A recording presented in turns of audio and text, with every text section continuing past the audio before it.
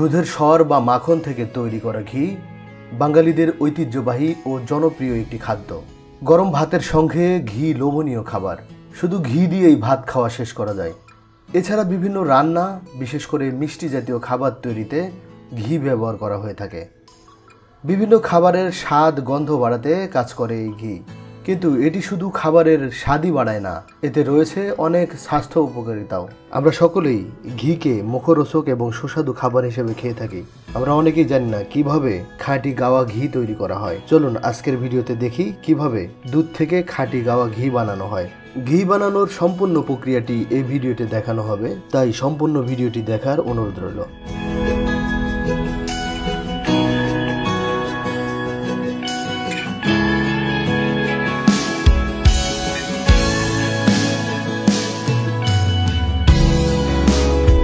সংক্ষেপে যদি বলে থাকি, দুধকে জাল করা হয় নির্দিষ্ট সময় পর্যন্ত। এরপরে পাতিলে ঢেলে ঠান্ডা করা হয়।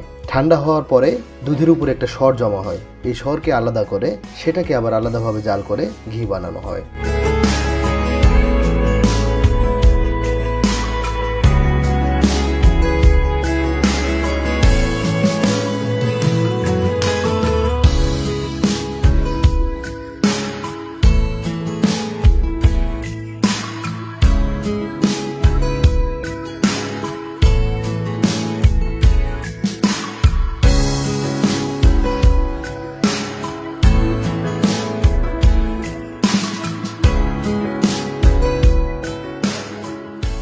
আজকের ঘি বানানোর প্রক্রিয়াটি দেখাবো সলভ ঘি ফ্যাক্টরি থেকে। এই সলভ ঘি ফ্যাক্টরিটি সিরাজগঞ্জ জেলার উল্লাপাড়া থানার সলভ রেল স্টেশন বাজারে অবস্থিত।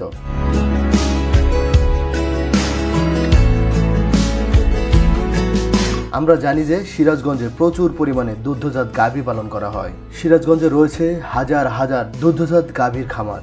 এছাড়াও সিরাজগঞ্জের প্রতিটি ঘরে ঘরে একটি থেকে 3টি গাভী পালন করা হয়, যে গাভীগুলো সকলেই দুধ দিতে সক্ষম, যার কারণে সিরাজগঞ্জে গাভীর দুধের প্রাচুর্যতা রয়েছে।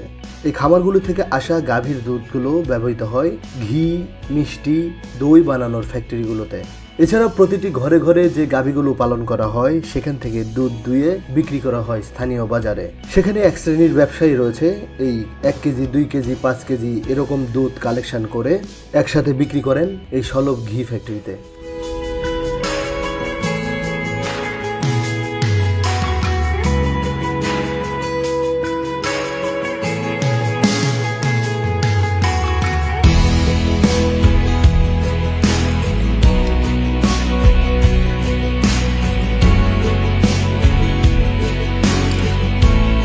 সলভ ঘি ফ্যাক্টরির কাঁচামাল এই দুধগুলো সংগ্রহ করে একটি বিশাল সসপ্যানে ঢালা হয়। এই সসপ্যানে দুধ ঢালার পরে দীর্ঘ সময় জাল করা হয়।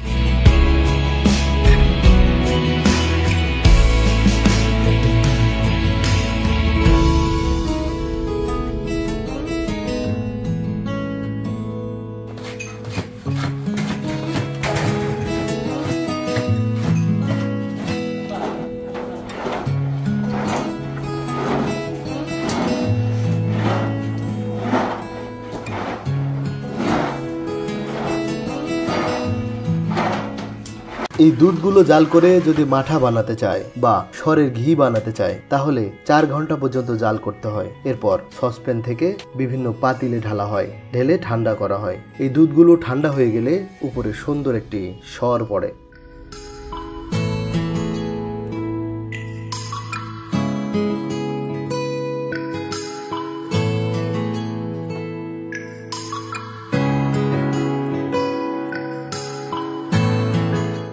ঘোলের উপরে জমে থাকা যে সরের মতো থাকে, সর বলা যায় না, এটাকে মাথা বলে। এই মাথা থেকেও ঘি তৈরি হয় এবং মাথার উপরে যেই সরটা জমে সেখান থেকেও ঘি তৈরি হয়। বলা যায় ঘি তৈরি করতে হলে মাথা এবং ঘোল তৈরি অটোমেটিকলি হয়ে যায়।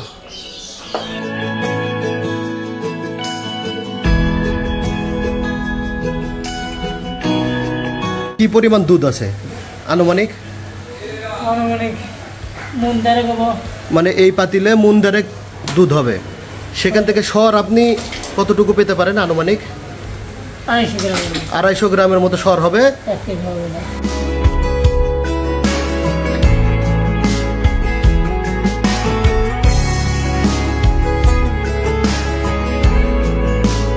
এই যে শর্ট তুলতেছেন, এটা খুব সতর্কভাবে তুলতে হবে, যার শর ছাড়া অন্য কিছু না উঠে।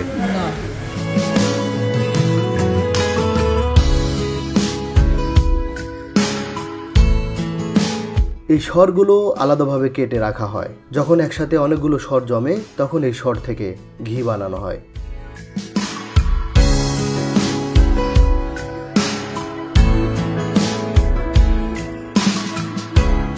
মাঠা থেকে যে শরগুলো কালেকশন করা হয়েছে সেই শরগুলোকে এখন জাল দিয়ে ঘি বানানো হবে।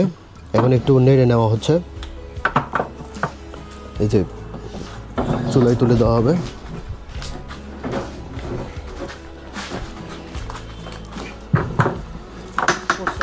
এই তো চুলায় তুলে দেওয়া হয়েছে, এখন জাল দেওয়া হবে।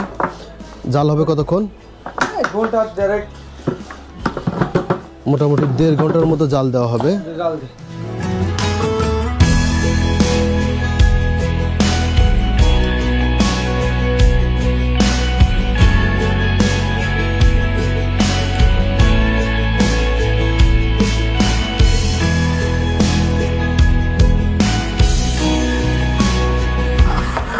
দর্শক, এভাবেই জাল করতে হবে এবং নাড়তে থাকতে হবে প্রায় 1.5 ঘন্টা।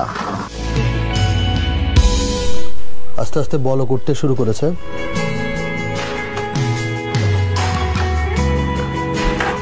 এই নাড়াটা কেন দিচ্ছেন? এটা না নাড়লে এবার পুড়ে যাবে, ভরে পুড়ে যাবে।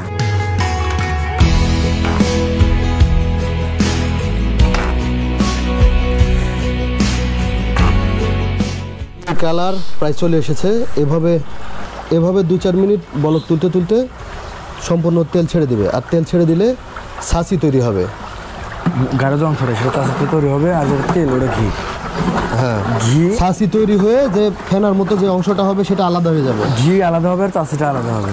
হ্যাঁ, ঘি আর ছাঁচি আলাদা হয়ে যাবে। জি, আলাদা হয়ে গেলে এই ঘিটা যেটা তেল থাকবে সেটাই ঘি, আর ছাঁচিটা আলাদা ফিল্টার করে। হ্যাঁ, ওটা উপর অংশ রেখে দেবে। ওটা কেউ খিচুড়ি থেকে ব্যবহার করে, ছাঁচি ব্যবহার হয়। হ্যাঁ জি, খিচুড়িতে খায়। হ্যাঁ, খিচুড়ি দিয়ে খায়।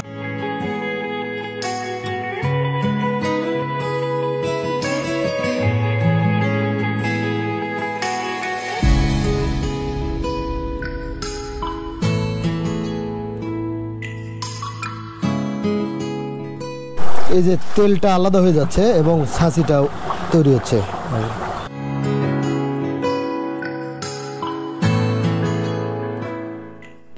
ঘি প্রায় রেডি। এই তো ঘি প্রায় শেষ। এখন বলক উঠবে, একটা সাদা সাদা ফেনার মতো উঠবে।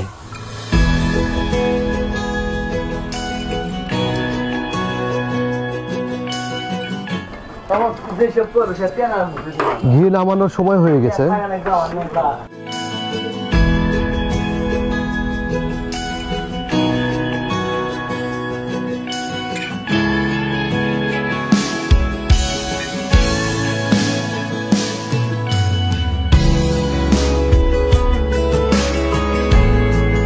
প্রায় 30 মিনিট সসপ্যান এখানে রাখা হয়, ফলে উপরে ফেনার মতো ফোম জমে, নিচে কালো কালো ছাঁচি জমে, আর ঘিয়ের তেলগুলো আলাদা হয়ে যায়।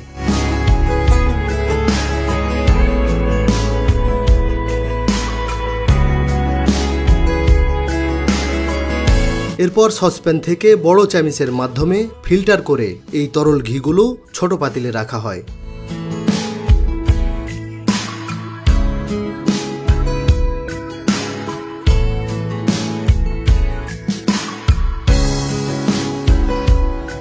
এই পাতিলগুলো একটি পরিষ্কার ও সুরক্ষিত জায়গাতে রাখা হয়। গরম ঘিয়ের তেল ঠান্ডা হলে ঘন হয়ে যায়। গরমকালে মোটামুটি তরল থাকে, কিন্তু শীতকালে সম্পূর্ণ জমে যায়। জমে গেলে চামচ দিয়ে কেটে কেটে বয়ামে ভরে ওজন যন্ত্রে মেপে প্যাকিং করা হয়।